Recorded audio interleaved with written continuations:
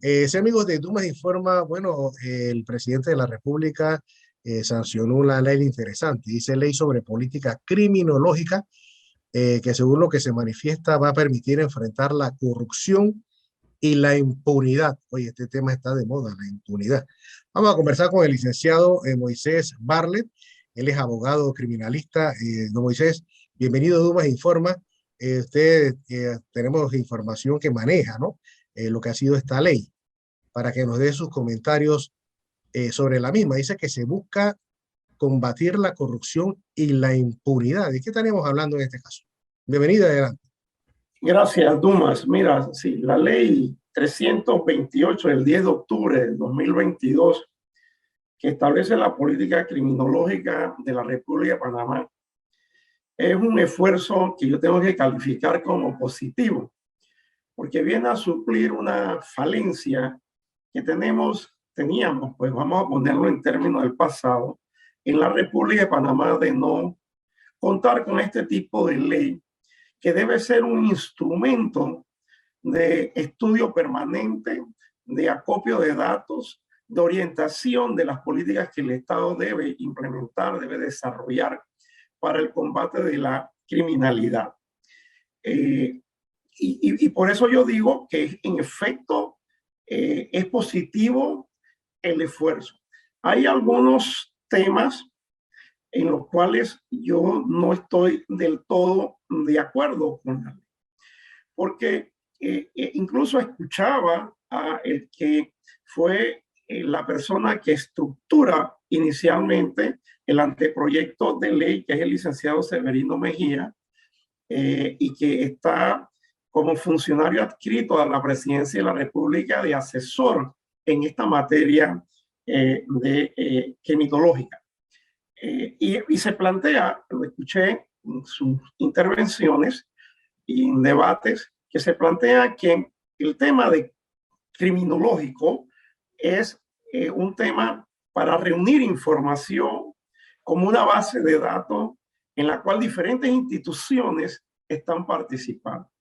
Incluso dentro del listado de instituciones está, por ejemplo, Pandeporte, y cualquiera persona dice, bueno, pero Pandeporte, ¿a qué viene? Sí, probablemente si los programas que desarrolla Pandeporte tienen una orientación en conjunto con el resto de las instituciones para responder a la tarea de combatir la criminalidad y sus causas, por supuesto, entonces tiene un sentido lógico. Sin embargo, la ley dedica mucho espacio y esfuerzo a la parte conceptual.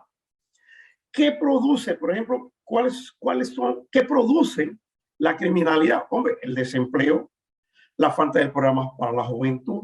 Si uno hace un listado que es una información conocida por hechos públicos notorios, y hay un sentido común de la población que entiende que estas causas producen los efectos de alimentar y acrecentar la criminalidad. Pero ahora se plantean que hay un periodo en el cual van a reunir nuevamente información. Entonces yo creo que es una pérdida de tiempo. Primero, una redundancia que siempre ocurre en que las leyes son conceptuales, luego viene la reglamentación de la ley, luego viene el acopio de la información. Entonces, cuando se ha perdido 2 años, un año y medio, en entrar a las tareas ejecutivas, ¿quién ha estudiado de manera permanente, por lo menos los últimos 10 años, el tema criminológico? Hombre, el Instituto de Criminología de la Universidad de Panamá, el Instituto de Criminología o el Departamento de Criminología de la Universidad Santa María la Antigua. Y yo quiero entender que si hay una universidad como la Universidad Autónoma de Chiriquí, debe también tener ese departamento, porque es parte de la esencia que deben tener las facultades de Derecho, incluso de Ciencia Social. Entonces, yo creo que ellos deben ser parte para que ofrezcan la información documental, estudios programas, orientación que han reunido durante años y no quedarse en la parte conceptual. Ese es uno de los aspectos que yo veo que puntualizo. También es un tema de establecer una coherencia entre las políticas que desarrolla el Estado. Por ejemplo, el tema de la corrupción. Bueno, entonces, ¿cuántas ejecutorias? Porque las leyes existen y las instancias, la Secretaría de Corrupción, existe el Código Penal, existe el Ministerio Público, existe el órgano judicial, existen los auxiliares de investigación, el Instituto de Medicina Legal. Tenemos toda la historia. Pero, ¿dónde está el combate real a la corrupción? La corrupción viene, si bien es un eje que tiene como epicentro, y así se ha ido incrementándose, la gestión pública, ¿sí? Pero también se repercute en el sector privado. Y hoy día hay un eje transversal que puede cubrir toda la sociedad panameña. ¿Quién da el ejemplo del combate a la corrupción? Quienes lideran la gestión pública.